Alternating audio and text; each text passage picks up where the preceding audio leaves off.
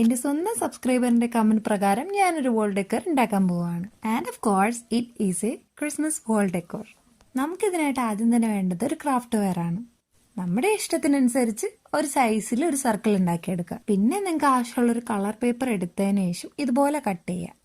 ഒരുമിച്ച് മടക്കി വെച്ച പേപ്പേഴ്സിന് ഇങ്ങനെയും കൂടെ കട്ട് ചെയ്തെടുക്കുക. അപ്പൊ നമുക്ക് ഇതുപോലത്തെ പേപ്പർ കിട്ടും. ഇതിനൊന്ന് ജസ്റ്റ് ഒന്ന് ഇതുപോലെ ഷേപ്പ് ചെയ്തെടുക്കാം. ഒരു 1.5 പേപ്പർ മതിയാവും നമുക്ക് ഇത് ഫുള്ളായിട്ട് കംപ്ലീറ്റ് ചെയ്യാൻ. പിന്നെ നമ്മൾ ഉണ്ടാക്കി വെച്ച സർക്കിളിൽ ഏതെങ്കിലും ഒരു ബ്രൗൺ പേപ്പർ ഇതുപോലെ കട്ടിക്ക് ചുറ്റി കൊടുക്കുക. കാരണം ഞാൻ എടുത്ത നല്ല തിന്നായിട്ടുള്ള ക്രാഫ്റ്റ് വെയർ ആണ്. അതിനുശേഷം നമ്മൾ ചെയ്ത് വെച്ചിട്ടുള്ള ഗ്രീൻ പേപ്പർ ചുറ്റി കൊടുക്കാം.